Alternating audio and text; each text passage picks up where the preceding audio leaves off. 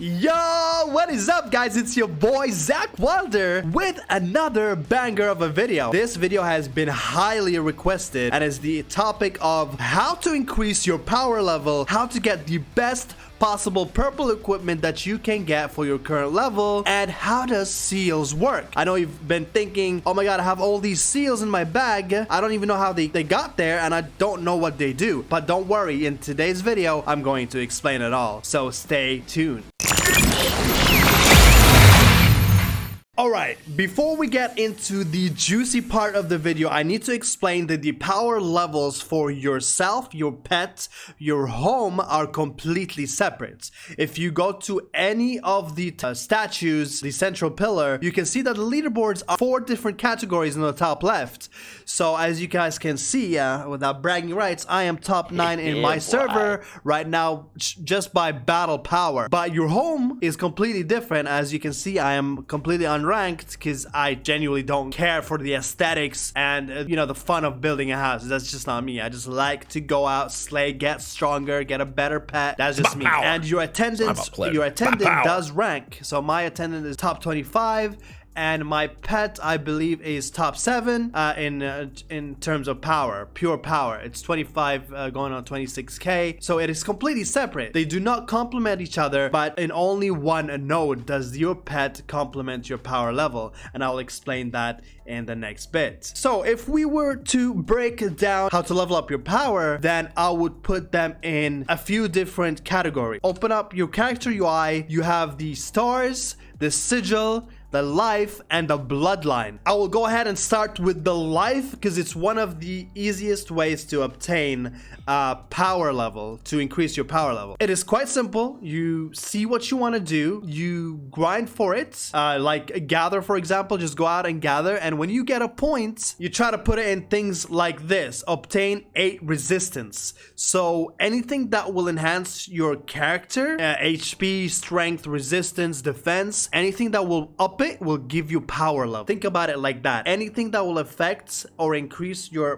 base stats, it will give you a power level. So if you go through logging, mining, searching, refining, etc., you'll see all these things that you can put points in the more you level them up. And for our next thing, which is the second easiest, I would say, is the stars. How to get star points. As you can see, I only have 1 because I've used all my points so far. How to get stars. Stars are actually extremely easy to get. You can get stars in multiple methods, but the easiest method to get stars in is in your home base. You go to the spirit orb, open it up, and go to arcane.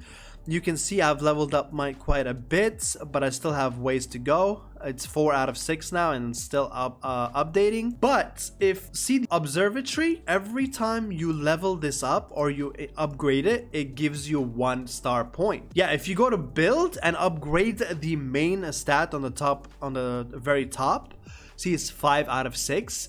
The more you upgrade it, you'll get 1 star per upgrade, and it works for every single department in the spirit orb, every single node. As you guys can see over here, I do have 1 point. I'm gonna go ahead and put it in the knowledge of the ocean.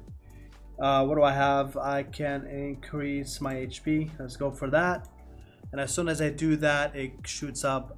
See, 80. It gives you quite a lot per point. In my previous video, I do recommend some stars to unlock first, so please refer to my previous video. And every time your character levels up, you get 1 star point as well, so that also adds up. And for our third thing that you need to know is sigils. Sigils are extremely important, and I would say they give you the highest possible boost that you have control of. You can control how much power level you get from these. So enable to farm as sigils. As you can see, I have most of mine are level 5. Yeah, most of them are between 4 and 5. You can take them up as much as you can.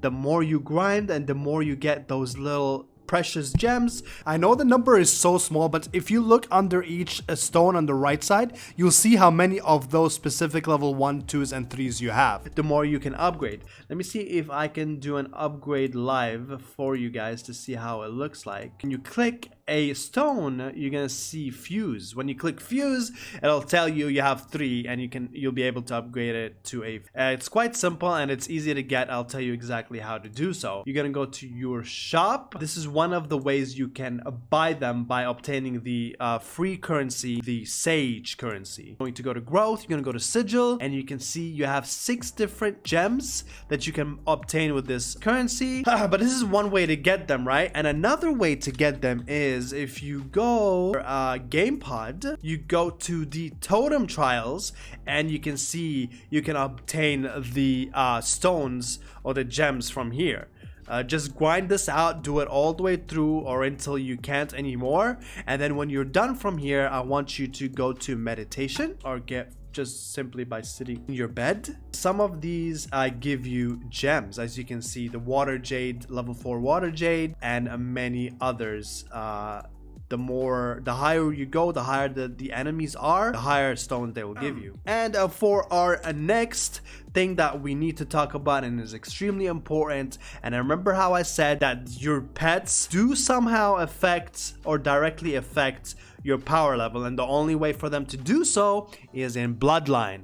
Why do I say that? Because you can have up to 5 different pets in your bloodline. The more you insert the pet into the bloodline, the more power level is going to increase. But this is controllable, because then you can level up your pets, and the more you level up your pets, the more this will increase, therefore increase your total power level. So I'm still waiting to unlock the number 5, which I need 5,333 home build points, and that is extremely easy to do. I showed you in my previous video how to do so, so please refer to that video if you want to know more about that. If you want me to make a separate video on how to effectively increase the level of your pet and the power level, please let me know in the comments below. Another way to increase your power level is going to the world info in the menu bar. If you click on any of the nodes, it's gonna come up with this list.